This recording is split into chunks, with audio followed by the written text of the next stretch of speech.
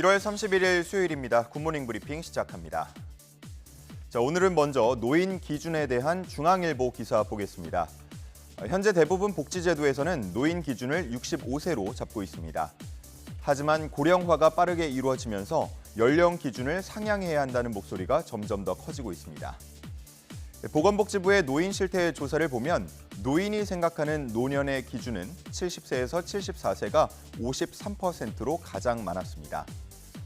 65세를 노인의 기준으로 삼은 건 1981년에 제정된 노인복지법의 경로 우대에서 시작됐다고 보는데 평균 수명이 길어지면서 이렇게 40년 넘은 기준이 흔들리고 있는 겁니다.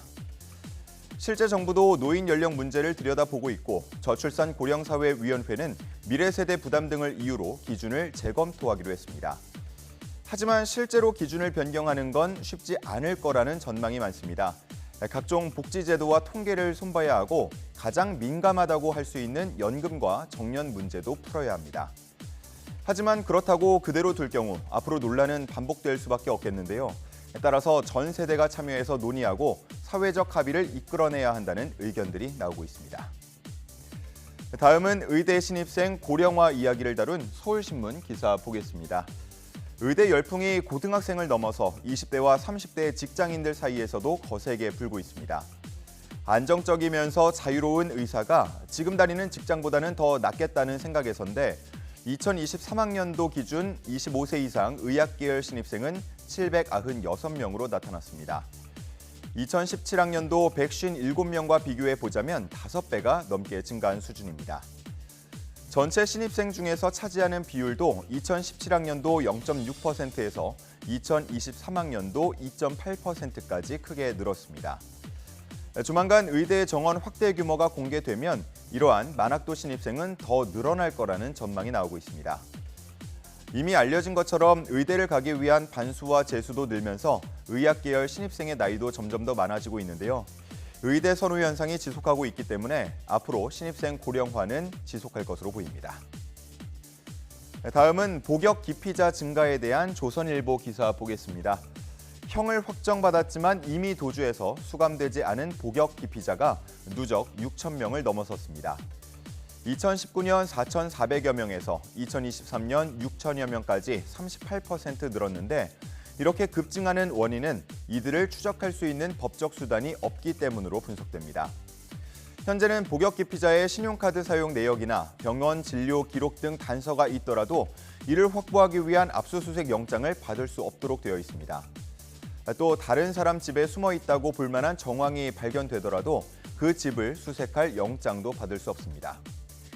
그래서 그저 휴대전화를 통한 위치 추적을 하고 의심이 가는 장소에서 장기간 탐문하고 잠복하는 게 전부라고 하는데요. 다시 말해서 복역 기피자가 다른 사람 명의의 휴대전화를 사용하거나 여러 지역을 옮겨 다닌다면 검거는 어려울 수밖에 없겠습니다. 국회에서도 이러한 문제를 인지하고 형사소송법 일부 개정안이 작년에 발의된 바 있는데요. 논의는 크게 나아가지 못하고 있습니다. 이 문제를 두고 한 법조인은 범죄 혐의를 받는 피의자에 대해서는 압수수색 등 영장 발부가 가능한데 이미 형이 확정된 복역 기피자의 영장을 발부할 수 있는 조항이 없는 건 문제라고 꼬집고 있습니다. 마지막으로 회복하고 있는 명동 분위기에 대한 기사 보겠습니다. 지금 사진이 한 장 나와 있는데요. 이 사진은 어제 서울 중구 명동거리 풍경이 담겨 있습니다. 꽤 많은 관광객들로 붐비는 모습을 볼 수 있고요. 노점상에서 산 음식을 먹는 모습도 함께 볼 수 있습니다. 이렇게 최근 외국인 관광객이 빠르게 늘면서 명동 상권이 다시 기지개를 펴고 있습니다. 현재 유동 인구의 60% 정도는 외국인 관광객으로 분석되는데요. 한 달 전과 비교했을 때 매출이 7배가량 늘었다는 분석도 나옵니다. 그러면서 공실률도 크게 줄고 있는데 2022년 50%를 넘었던 공실률이 2023년 14%까지 떨어졌고 실제 국내외 유명 업체들이 매장을 계속해서 늘리고 있습니다. 하지만 명동 상인들은 관광객이 붐비는 모습을 보면서도 마냥 표정이 밝지 않다고 하는데요. 코로나 때 큰 위기를 겪으면서 언제 또 상황이 나빠질지 몰라서 여전히 불안하다는 반응이 나오고 있습니다. 결국은 새로운 전략이 필요하다는 이야기인데 명동에 남아있는 근대 역사의 흔적들을 복원해서 명동만의 색채를 보여주는 게 좋을 거라는 제언도 나오고 있고 역시 명동에서만 볼 수 있는 체험 상품을 개발하는 일이 시급하다는 의견도 나옵니다. 한편 서울시도 명동 재정비에 나서고 있는데요. 작년부터 가격 표시제를 실시하는가 하면 올해는 노점상을 대상으로 상품 판매 교육과 컨설팅을 추진할 예정이라고 합니다. 1월 31일 아침 신문 살펴봤습니다. 지금까지 굿모닝 브리핑이었습니다.